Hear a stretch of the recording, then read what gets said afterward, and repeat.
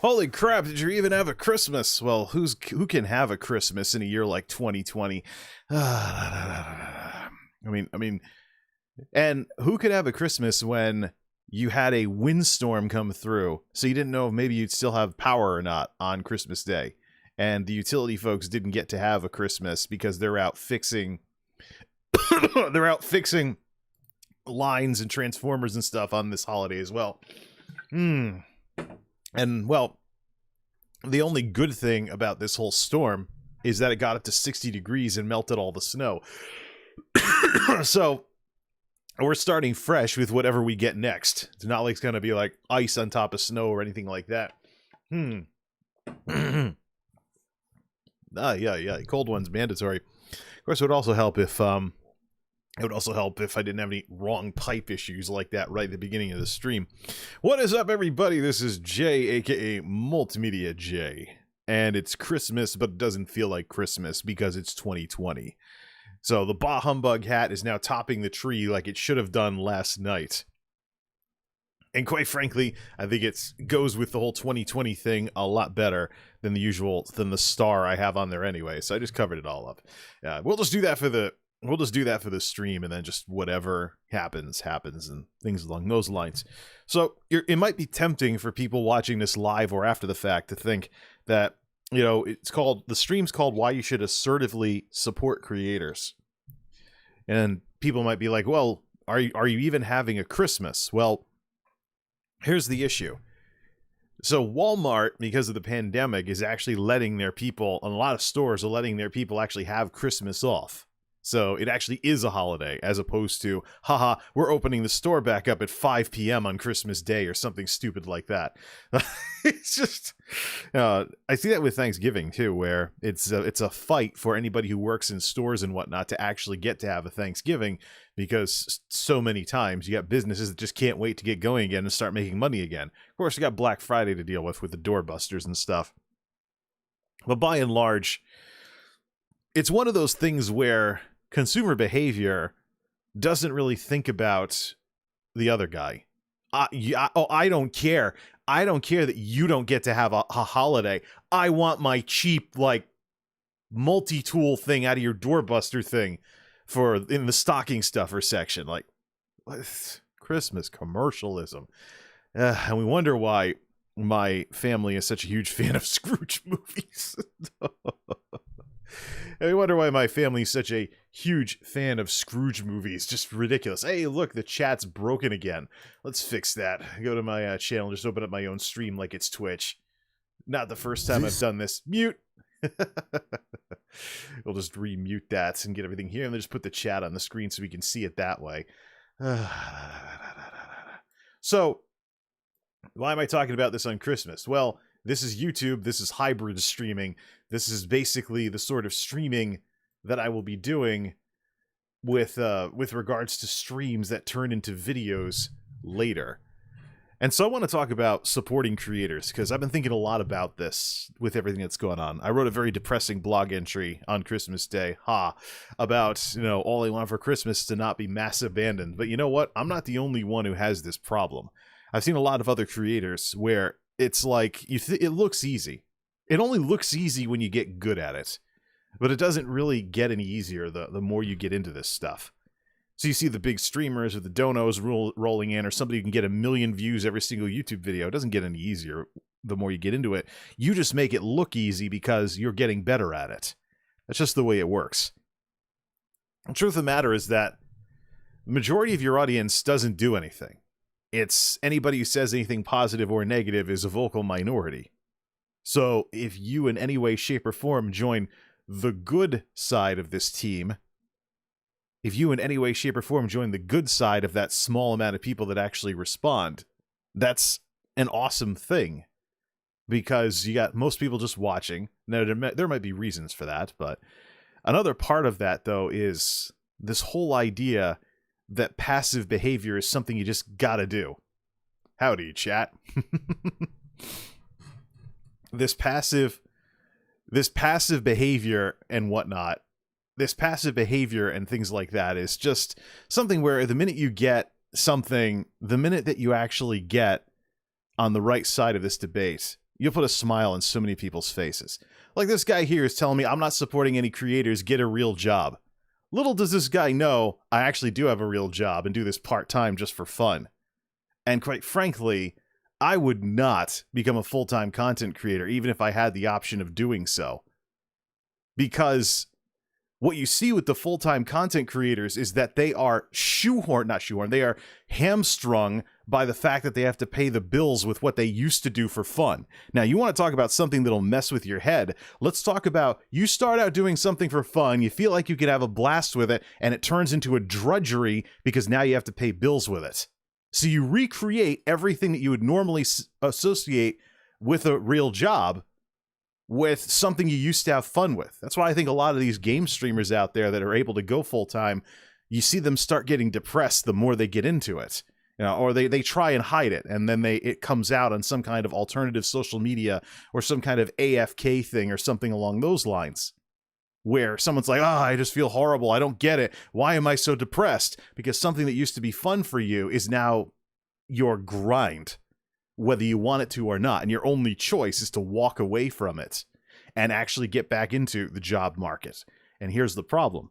What's corporate America going to do if you look like somebody who's able to run their own business? That's the thing. And so that's why I'm talking about assertively supporting creators. It doesn't mean money either. That means really simple things.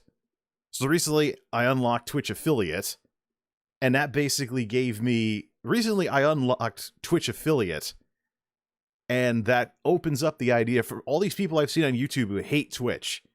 This opens up the option for people to, if they have Amazon Prime service, link to Twitch Prime and support what I do for free by using the Twitch Prime on my Twitch channel.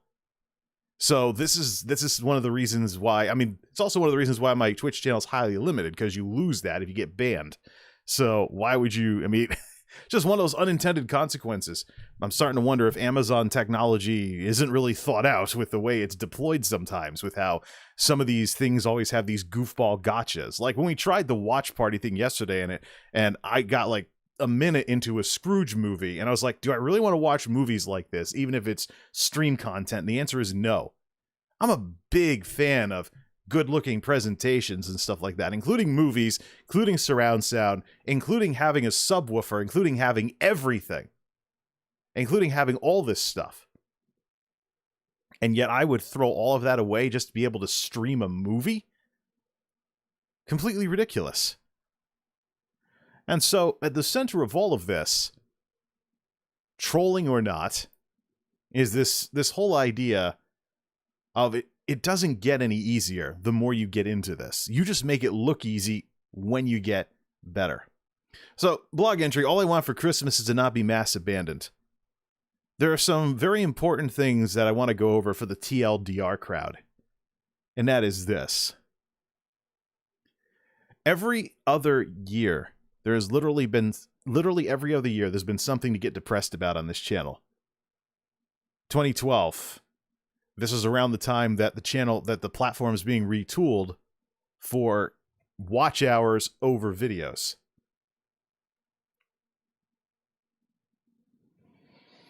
I came back to a massive drop-off in activity no matter what I posted videos and maybe clear 50 views in the first few weeks if I was lucky, down from the numbers I used to see earlier. 2014. I'm hoping 2014 will be a year of change for me, and in the online video world, I'll most certainly be changing things up with the sad state of YouTube these days.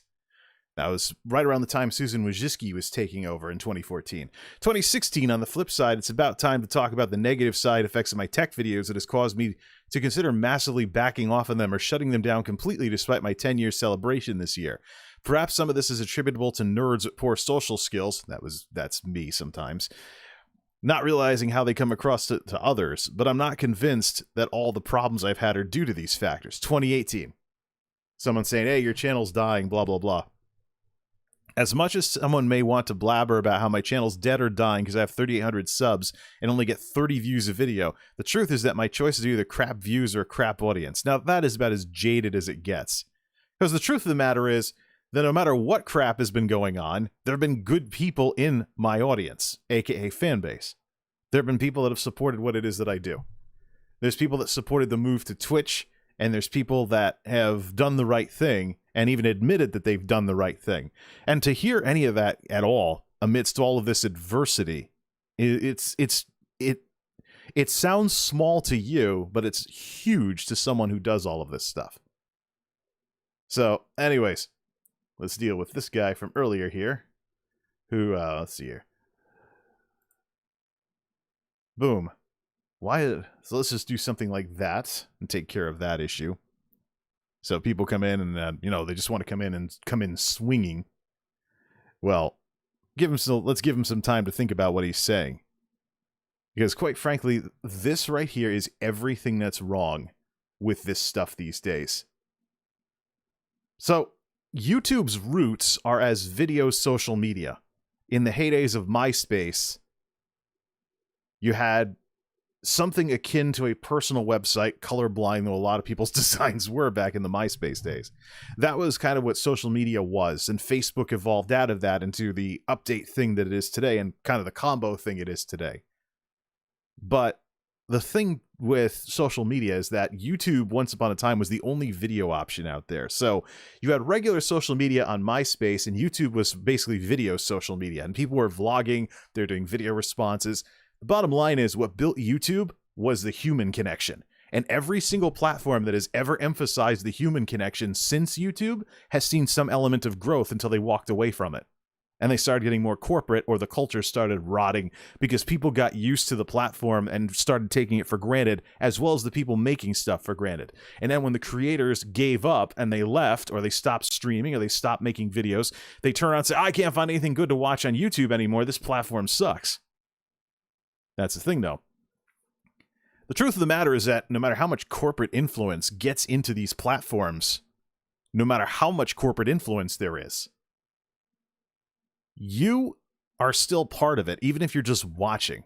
We're all in this together, whether you like it or not. Whether you like it or not.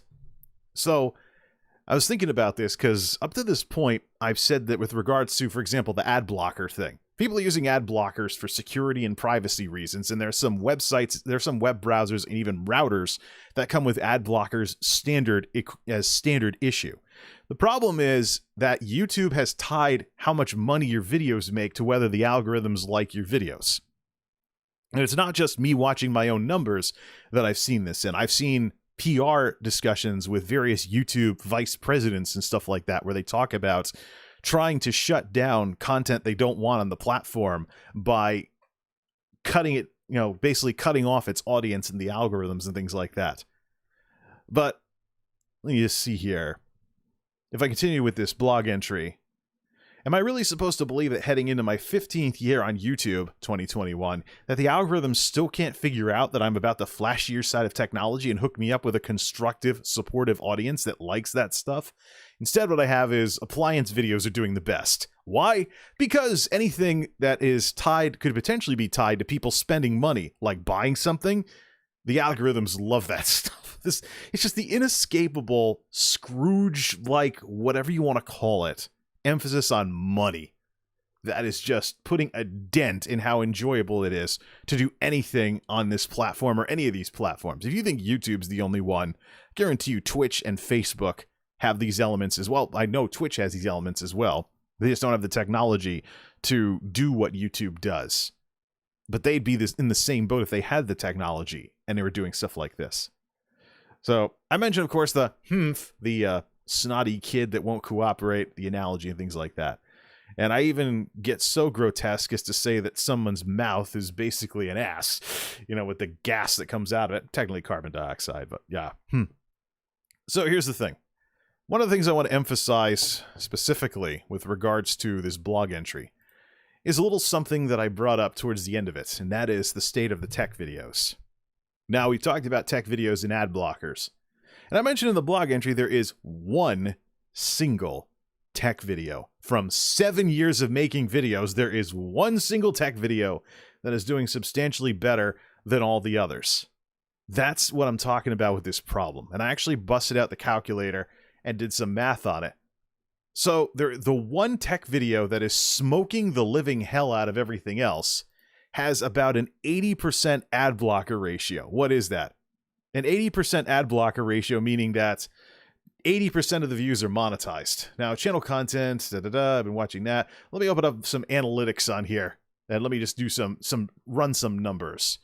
So let me see. Bookmarks. I want to see money, views, ad blocker ratio. I want to sort by money because I know that Ebenezer Scrooge McYouTube is big on money for things like ad friendliness, family friendliness, things along those lines. But if we do last 28 days, and I also compared October, November numbers as well. Let me actually pop open the calculator. Will the calculator show up if I pop it up on screen? Because I think I have it as something that I want to hide for this if I do. I don't want to show any numbers on screen because I don't want to give away the name of the video that's doing well, so that way people don't go over and ad block the hell out of it and knock it back down a peg. I mean, can I at least have one video do well in 7 years of making videos? Can I have one video do well in 7 years of making videos for the tech videos? They have to have some representation in there. All right, last 28 days. So we know that for some reason it's possible for the monetized playbacks to exceed the number of unique viewers if people are watching multiple times letting the ads play. I think the goal would be as close to 100% as possible with this sort of thing. But what I'm seeing is the appliance videos dominate everything, but the Ashens pastiches, non-tech videos are picking up steam. And I'm seeing comments, likes, and things like that on various food reviews, not technical at all, from like 7 or 8 years ago that the algorithms are passing around. Why? Probably the money side of it. Let me look at the ratio of the one on the, let me look at the ratio of one of these.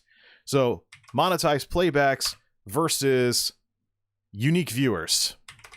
Ratio of 103%. So there are some people that are actually watching it. And this is not a very long video either. It's just people watching it on their device multiple times and letting YouTube do its thing. So we have this here. Oh, look, another person that thinks I don't have a real job. Stop sitting on your ass. Well, I put in 51 hours last week. Thank you very much. Oh boy, oh boy, oh boy. Looks like YouTube has an auto mod feature too. Well, let's look at these numbers here. Get back to the tech videos. 261 versus 59%. So the video, let's look at the video that's doing well. That it's doing well now. I think the 83% was the November numbers for it. So let's see. It's down to 72%, so it'll probably sink. But it's still doing comparatively better than most of the rest of the tech videos. Let's scroll down a little further here. Let's scroll down a little bit further here to something very, very computery. Divided by 25%. So you get 20%, 30%. I mean, these things, you're talking the majority of the views are getting ad blocked. And we wonder why I get like 30 views a video, why the algorithms aren't passing them around. The only way to avoid this is to have stuff go viral. In which case, things go around on Reddit, things go around on Discords, things go around on all kinds of things. So that's the thing. And that's where I stand with the tech videos, is that there is 1 out of 7 years of making videos. 7 years that is doing okay at about, for November anyways, because now it's sinking again, but it's doing comparatively better than a lot of the other tech videos because it has a 70 to 80% ratio. So an actual minority of the views that it gets are ad blocked, unlike so many other videos. So that, meaning it sucks the least, is what puts it up at the top, and the algorithms send it around versus the other stuff on my channel. Is that really what we want here? Because there's all kinds of how-tos and other stuff on SEO and things like that, and all the stuff that's meta on YouTube. Clickbait titles, clickbait thumbnails, do this, do that, have a certain format, tell people that if I get 500 likes, I'll stand on my head, something like that. All this other stuff. And we got all of this going on. And yet, my question is, who are you going to upset the most if you decide to be like this to creators that you're watching? Who are you going to upset the most? Are you going to upset the people that are just, they have a team behind them, it's corporate stuff, they don't care, they don't have to care? No, you're going to upset the people that might actually have a human face on what it is that they're doing. So the people you want to see, aka the people that are not corporate soulless husks, so to speak, making mass-produced content that all looks the same when the algorithms start passing it around, that's what YouTube turns into. And are you going to like that? Especially when they go beyond mid-rolls and they start doing things like in-video advertising.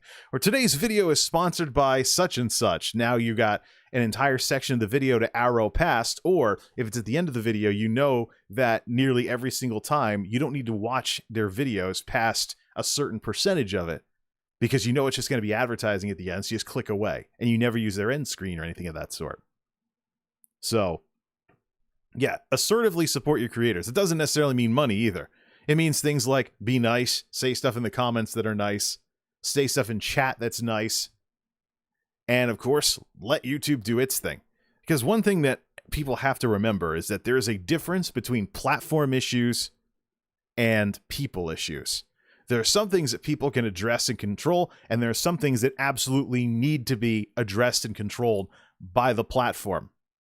One of them on YouTube's end is the tie between money and whether or not the algorithms like your stuff. There is nothing that a creator can do about that. YouTube needs to decide to change their system to stop doing this in order for this not to be an issue. And I don't know if they will. From a business perspective, one thing you got to remember is that no one creator matters. Keeping them happy collectively matters, but there is no one creator that bucks the system, no matter how big they are. Because if you run your technology correctly, your systems are introducing people to replacements for literally every single creator they watch in case something happens to them. So this is the thing. YouTube's not supposed to be a full-time job, it's meant to be a side gig. Well, if you make it a full-time job, you are limiting yourself creatively. If you do that, you're limiting yourself creatively because now you have to pay the bills. So what you can make is what you can make, what you can have on your channel. Now that gets thrown off by the fact that you have to pay bills with it. So, and that's what I was talking about earlier. You take something fun that you have a blast with, and it turns into a drudgery because now there's certain things you can't do because you don't want to risk losing subscribers or losing members or losing revenue, so to speak. Now, let's talk about, what the position that I'm in because of all of this crap that's going on. So, okay, tech videos get ad blocked to death. The biggest problem that causes is when those people are the people that watch everything else that I upload and it doesn't go anywhere because it'll have like 25% monetized. And so YouTube system's like, this guy's not earning us any money, hell with him. And so the only option left then for me to do is to become Mr. Viral Marketer, go around bugging people on Reddit. Oh, wait, you can't self-promote. Okay, let's try Discord. Oh, no, people will get mad at you for self-promoting on Discord. So what? An actual formal advertising campaign? That's the thing. Now, what's interesting is I go around to comment sections and I go see people's subreddits and stuff, or people are talking about this kind of stuff, and they're actually getting snotty. Like, imagine trying to sell a product or service with no marketing campaign. Yeah, well, unless you want to become full-on commercial, where are you going to do that? And the time you spend doing that cuts into the time you spend making stuff. So what do you do about that?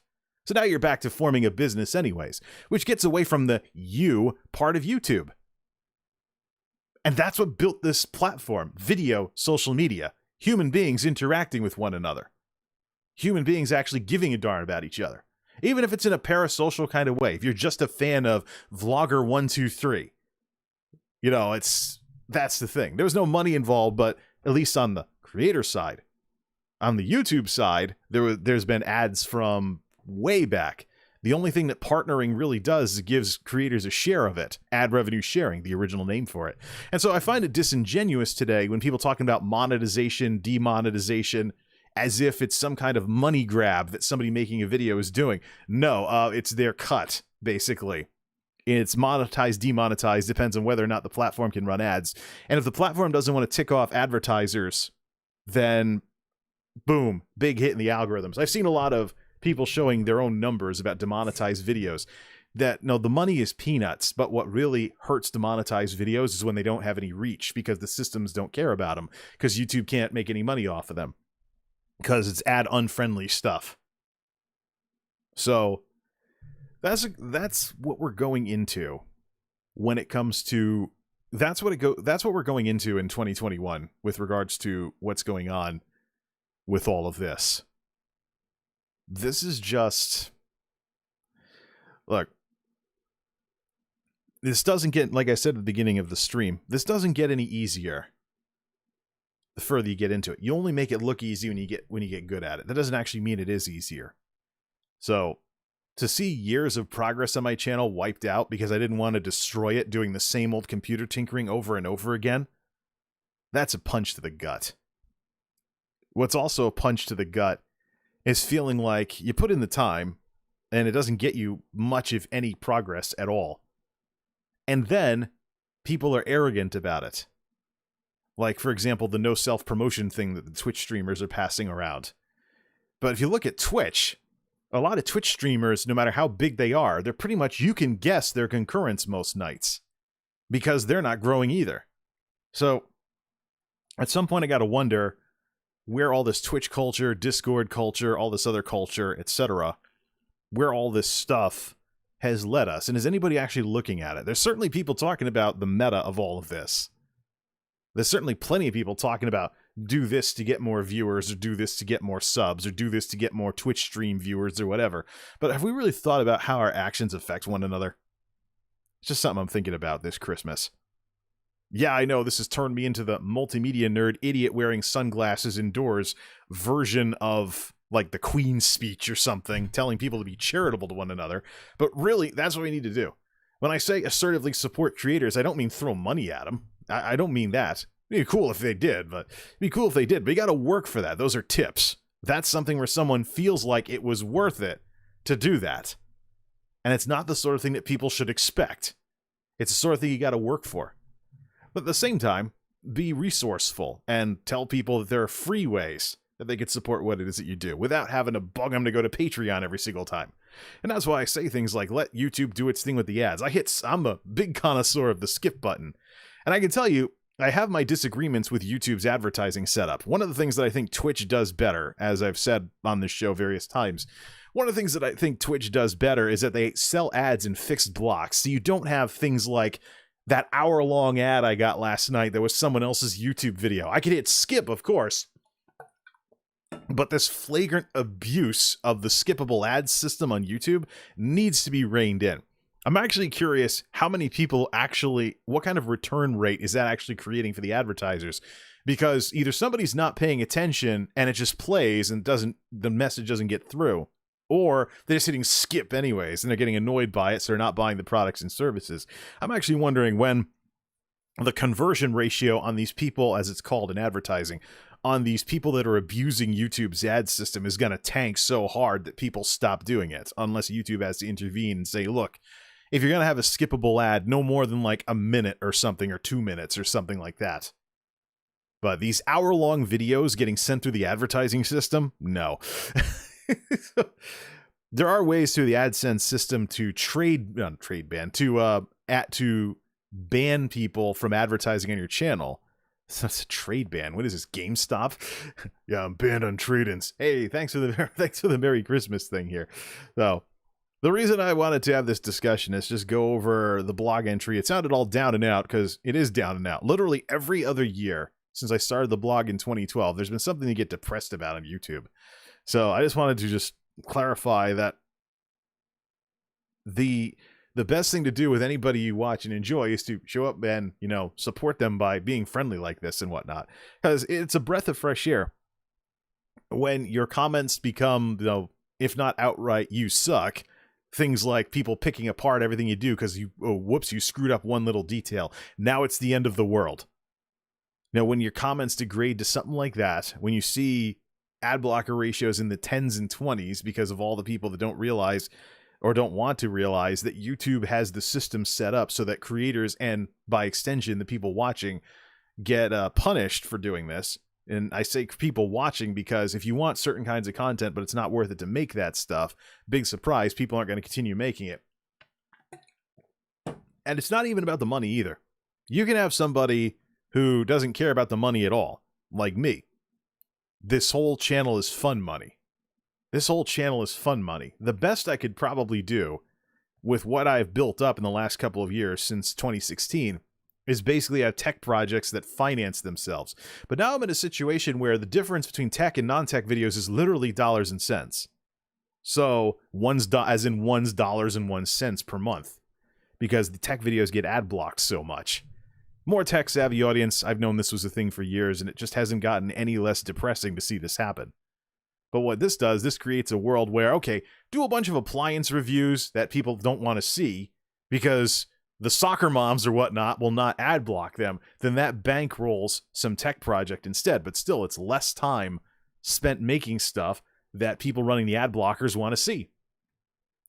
I guess that's really the main thing I have to say with regards to trying to get people to be charitable to each other on this Christmas.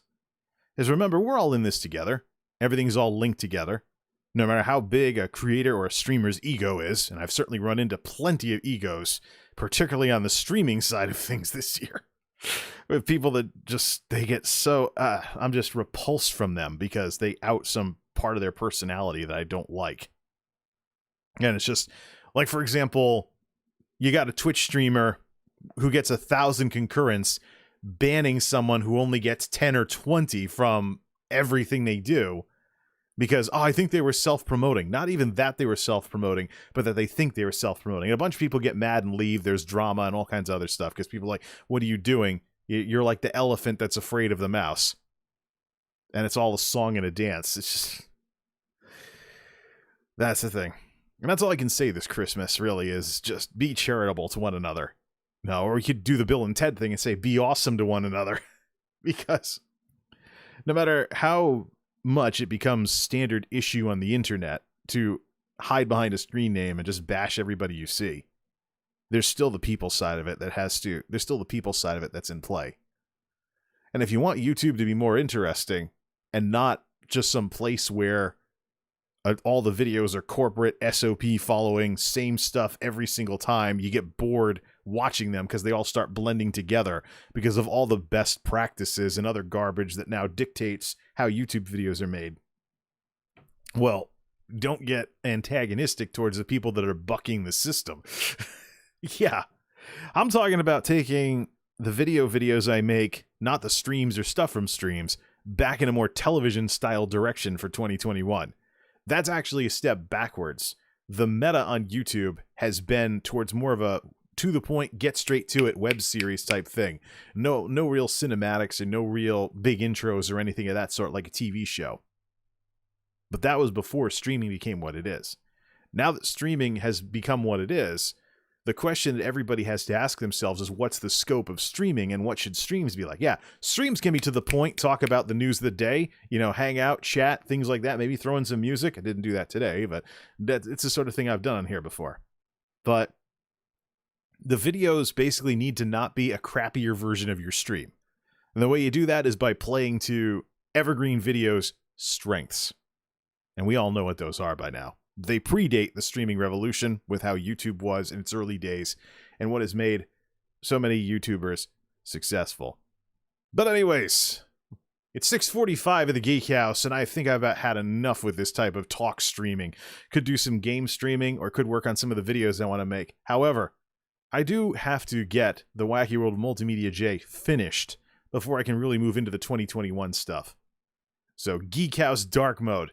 I have stuff that's been sitting around for weeks. Let's go blow the dust off the camera, and let's have some fun tonight on this Christmas day. Hey, by the way, speaking of Christmas, you know what I really don't like? With everything that's going on, especially here in the Northeast with the storm and everything, so there's probably some things that people want to do on the day after Christmas, like eat a lot of special food or whatnot, when they know for a fact that the lights aren't going to get knocked out, now that we know this. So the sad part is I always hated when the Christmas music got shut off on the evening of the 25th.